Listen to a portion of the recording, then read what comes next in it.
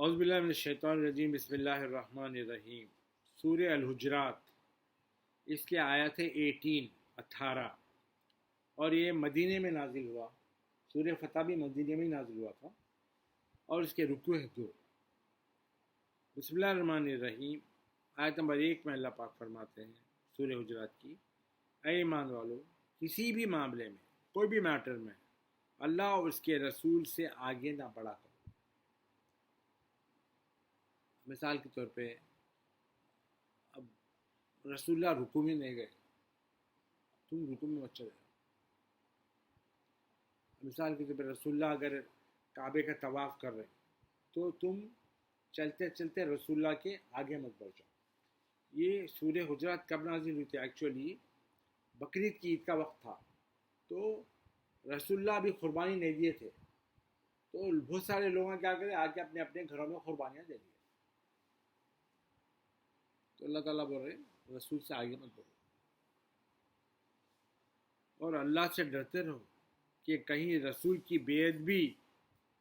نہ ہو جائے، یہ حرکتوں سے رسول کی بے ادبی نہ ہو جائے۔ بے شک اللہ سب کچھ سننے والا اور خوب جاننے والا ہے۔ آیت نمبر 2 میں اللہ پاک فرماتے ہیں، اے ایمان والو، تم اپنی آوازوں کو نبی مکرم صلی اللہ علیہ وآلہ وسلم کی آواز سے بلند مت کرو۔ جیسا میں تم لوگوں کو بولا تھا نا کہ رسول کی آواز، رسول اللہ پہ کے سامنے چیخ چیخ کے باتیں کرتے تھے، تو اللہ تعالیٰ آگے انسٹرکشن کہ رسول کی آواز سے تمہاری آواز اوپر نہیں ہونی چاہیے، اور ان کے ساتھ اس طرح بلند آواز سے بات بھی نہ کیا کرو، زور سے بات بھی مت کرو، جیسے تم ایک دوسرے سے بلند آواز کے ساتھ بات کرتے ہو، یعنی جیسے آپس میں چیخ کے بات کر لیتے نا آقا کے سامنے، ویسا چیخ کے بات مت کرو۔ ایسا کرنے سے کیا ہوگا بولے اللہ تعالیٰ؟ ایسا نہ ہو کہ تمہارے سارے اعمال ہی ایمان کے ساتھ غارت ہو جائے۔ یہ حرکت کرنے پہ ایمان بھی جائے گا تمہارا، اور تمہارے جو اعمال کریں نا تمہیں وہ پورے غارت ہو جائے گا، بدتمیزی کرو گے، زور سے چیخ کے بات کرو گے، اور تمہیں ایمان اور اعمال کے برباد ہو جانے کا شعور بھی نہ ہوگا، یعنی تم چیخ کے بات کرو گے، اللہ تعالیٰ تمہارے اعمال، تمہارا ایمان سب چھین لیں گے اور تم کو پتہ بھی نہیں چلے گا۔ آیت نمبر 3 میں اللہ پاک فرماتے ہیں، بے شک جو لوگ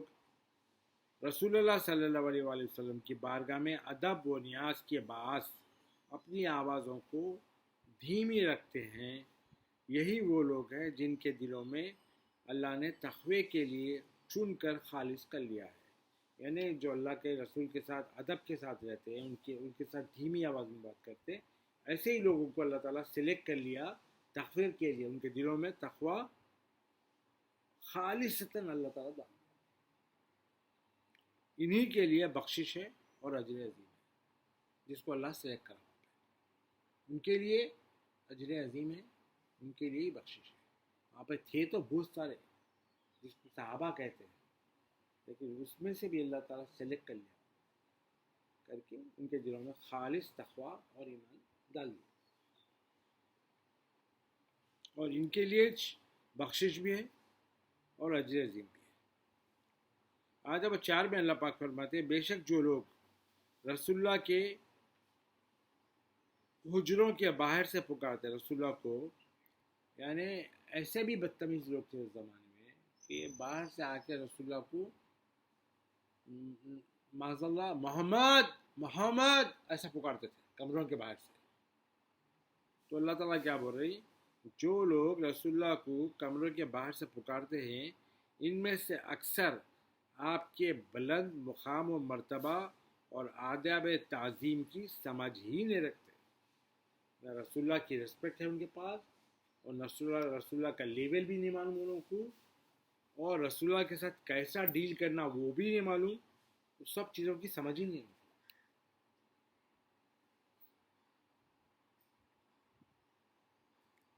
آیت 5 میں اللہ پاک فرماتے ہیں، اور اگر وہ لوگ صبر کرتے یہاں تک کہ آپ خود ہی ان کی طرف باہر تشریف لاتے، یعنی بجائے جا کے کمرے کے باہر کھڑے کے چلانے سے اگر صبر کر لیتے کہ اللہ رسول اللہ خود نکل کے آئے باہر، تو یہ ان کے لیے بہتر ہوتا، بجائے پکار کے بلانے کے اگر ویٹ کرتے جب تک رسول اللہ خود نکل کے نہیں آئے، وہ اچھا ہوتا ان کے لیے۔ اور اللہ بڑا بخشنے والا اور بہت رحم فرمانے والا ہے۔ آیت نمبر 6 میں اللہ پاک فرماتے ہیں، اے ایمان والو، اگر تمہارے پاس کوئی فاسق شخص، کوئی فاسق ہے، کوئی خبر لائے تو خوب تحقیق کر لیا کرو۔ اگر کوئی فاسق تمہارے پاس کوئی نیوز لے کے آیا تو اس کو چیک کرو پراپر طریقے سے، اچھی طرح سے چیک کرو انہیں جو نیوز لایا کریکٹ ہے یا نہیں ہے۔ ایسا نہ ہو کہ تم کسی قوم کو لا علمی میں ناحق تکلیف پہنچا بیٹھو، یعنی انہیں خبر لایا تم ان کے لوگوں پر اٹیک کر دیں گے بغیر کنفرم کرے کہ نیوز، تو تمہارے سے ایسا کوئی غلطی نہ ہو جائے کہ ان کو ناحق بغیر کوئی ریزن کہ ان کو تکلیف پہنچا بیٹھو، یعنی غلطی نہ کر لو، کیونکہ نالج نہیں ہے، وہ لا علمی میں غلطی نہ کر بیٹھو، پھر تم اپنے کیے پر پچھتاتے رہ جاؤ، بعد میں ارے کیا کر لیا بلکہ پچھتاتے رہ جاؤ گے۔ اسی لیے اللہ تعالیٰ بولے جو نیوز آئی اس کو کنفرم کرو، بغیر کنفرم کرے کہ ڈونٹ ریئیکٹ آن اٹ۔ آیت نمبر 7 میں اللہ پاک فرماتے ہیں، جان لو کہ تم میں رسول اللہ صلی اللہ علیہ وآلہ وسلم موجود ہیں، اگر وہ بہت سے کاموں میں تمہارا کہنا مان لیں تو تم بڑی مشکل میں پڑ جاؤ گے۔ رسول اللہ تمہارے بہت سے کاموں میں اگر تم جو بول رہے ہیں وہ مان لے تو اللہ تعالیٰ بول رہے کہ تم لوگ خود بڑی مشکل میں پڑ جاؤ گے، لیکن اللہ نے تمہیں ایمان کی محبت عطا فرمائی اور اللہ نے تمہارے دلوں میں ایمان کو فیسیلیٹیٹ کر دیا، آراستہ کر دیا، دلوں میں ایمان کو آراستہ کر دیا، فرما دیا، اور کفر اور نافرمانی اور گناہ سے تمہیں متنفر کر دیا، یعنی کفر کرنے سے، نافرمانی کرنے سے اور گناہ کرنے سے متنفر، یعنی اس کے خلاف کر دیا۔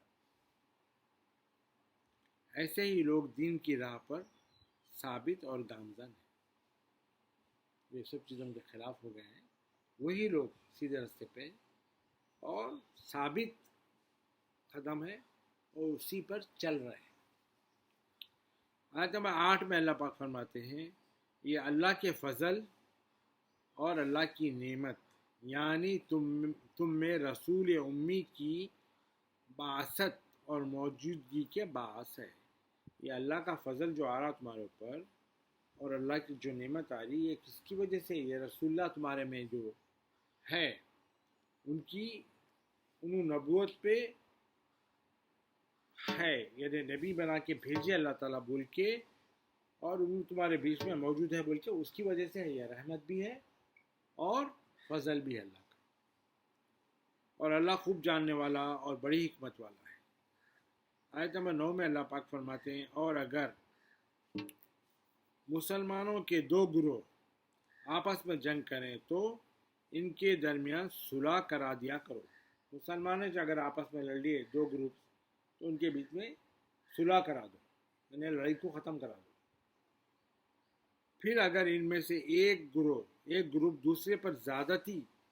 اور سرکشی بدماشی کرے تو اس گروہ سے لڑو جو زیادتی کا مرتکب ہو رہا ہے، یعنی ایک گروپ دو گروپ سے لڑ رہے ملا دو، اگر ایک زیادتی کر رہا اس میں سے پھر لڑو، پر ظلم بھی کر رہا ہوں تو پھر لڑو، یہاں تک کہ وہ اللہ کے حکم کی طرف لوٹ آئے، یعنی ایسا لڑو کہ پھر اللہ کا جو حکم ہے اس طرف وہ لوگ ظلم کرنے سے باز آ جائے اور اللہ کے حکم کی طرف لوٹ آئے۔ پھر اگر وہ رجوع کر لے، یعنی اللہ تعالیٰ کی طرف رجوع کر لے، معافی مانگ لے، تو دونوں کے درمیان عدل کے ساتھ، یعنی جسٹیفیکیشن کے ساتھ صلح کرا دو، پھر ملا دو اور انصاف سے کام لو، بے شک اللہ انصاف کرنے والوں کو بہت پسند فرماتا ہے۔ آیت نمبر 10 میں اللہ پاک فرماتے ہیں بات یہی ہے کہ سب ایمان والے آپس میں بھائی ہیں۔ سمجھا؟ جتنے بھی ایمان والے ہیں دنیا میں سب آپس میں بھائی ہیں۔ سو تم اپنے دو بھائیوں کے درمیان صلح کرایا کرو، اگر دو آپس میں کوئی لڑ رہے ہیں تو ان دونوں کے درمیان میں جا کے مصالحت کر کے ان دونوں کو ملا دو۔ سو تم اپنے دو بھائیوں کے درمیان صلح کرایا کرو اور اللہ سے ڈرتے رہو تاکہ تم پر رحم کیا جائے۔